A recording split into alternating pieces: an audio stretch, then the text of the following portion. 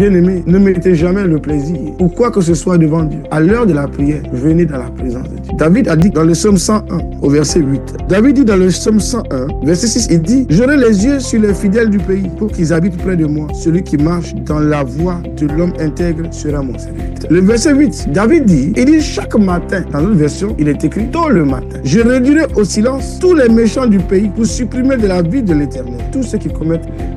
Apprenez à prendre au sérieux la vie de prière. Apprenez à prendre au sérieux les prières du matin. Il y a une version où David dit, il dit tôt le matin, je ferai taire tous les gens mauvais du pays. Donc si tu ne te lèves pas le matin pour prier, je ne cesse de vous dire que venir prier est une très bonne chose. Ta maison doit se disposer à invoquer Dieu. La Bible dit dans Ecclésiaste, il dit de chercher l'Éternel pendant sa jeunesse. Parce qu'un jour, Dieu va appeler la jeunesse, oui, au jugement. La Bible te dit, en tant que parent, d'éduquer ton enfant selon le Seigneur. Donc te lever tôt, venir prier devait être ton quotidien. Si David dit, il dit chaque matin, je ferai taire tous les méchants du pays. Mais il est fait taire comment? C'est par la prière, en invoquant Dieu, qu'on peut faire taire les méchants. Sinon, si tu dors et que tu n'accordes pas de l'importance à la parole de Dieu, les méchants vont dominer sur toi. Ils vont envahir la vie dans laquelle tu es. Ils vont envahir ton quartier. Parce qu'une personne qui ne prie pas donne la force à l'ennemi. Ne jouez pas avec votre vie de prière. Ne jouez pas avec les rencontres spirituelles. Ne jouez pas avec les programmes que vous avez avec Dieu dans la maison du Seigneur. David dit tôt le matin, je ferai taire tous les mauvais, les gens mauvais du pays. Parce que le but de notre rencontre, c'est faire taire tous les méchants du pays. Ceux qui opèrent dans le monde occulte, dans le mysticisme, dans la sorcellerie, dans le maraboutage, dans le fétichisme, dans le péché. Tous ceux qui opèrent pour faire du mal. Par ta prière, Dieu dit que tu les feras taire. Tu dois faire taire ces gens. Mais tu ne peux pas faire taire ces gens-là si toi-même tu ne les dévances pas. Si toi-même tu ne prends pas le dessus sur eux. Et ils libèrent sur ta vie un mandat. Ils ont imposé sur ta vie un embargo spirituel. Au point que tu n'arrives pas à avancer. Ta vie ne bouge pas. Il dit celui qui trompe les autres et qui ment. Tu trompes.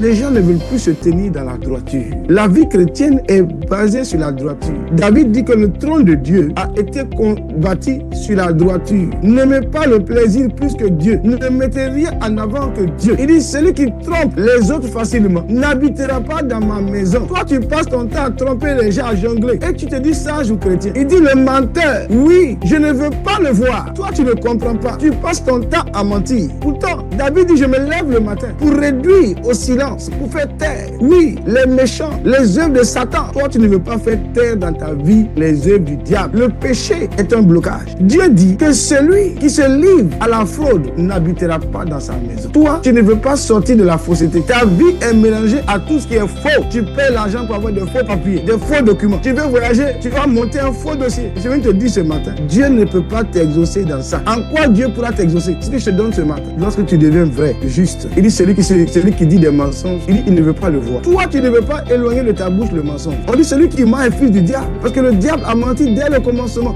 Dieu ne veut pas voir le diable. Il dit celui qui ment ne peut pas se tenir au devant de moi. Tu ne peux pas continuer à te livrer à des choses qui empêchent Dieu de te voir. Dans Naoum 1, la Bible dit que les yeux de Dieu sont tellement purs que Dieu ne peut pas voir le mal. L'homme méchant se sent agressé par la vérité. Que la victoire est pour ceux qui appartiennent à Dieu. Dieu aime les hommes intègres, des hommes droits. Mais est-ce que tu es intègre? Dieu dit que celui qui se conduit parfaitement. Il y a beaucoup de blocages qui sont liés à notre marche. Dieu ne refuse rien à ses serviteurs. Il dit je vais sur la parole de mon serviteur afin de l'accomplir. Chaque matin, tu dois te lever. Si tu as des difficultés à te lever le matin, mais je vais te montrer que te lever le matin, je te montre deux choses d'abord qui sont importantes pour ta vie. Pour que Dieu te voie, pour que Dieu t'entende. Tu dois être un homme droit. Alléluia. Pour que tu deviennes le serviteur de Dieu. La personne que Dieu apprécie, son ministre. Celui qui peut travailler et gouverner avec Dieu. Il faut que tu sois un homme juste, intègre, sûr et vrai. C'est pourquoi tu vas prier ce matin. Seigneur, aide-moi à abandonner tout type de tromperie auquel je me suis habitué. Seigneur, la tromperie par laquelle, Seigneur, j'agis pour tromper facilement les gens autour de moi. Ce matin, Seigneur, je désire habiter dans ta maison. Ma vie, ma marche, mes œuvres m'empêchent de demeurer dans ta maison. Seigneur, tu as dit que le menteur, tu ne veux pas le voir. Seigneur, je me suis habitué à tout type de mensonges ce matin. Seigneur, je prie et je t'implore. Pardonne-moi, Seigneur. Aide-moi, Seigneur, à quitter ces choses. Au nom de Jésus. Amen.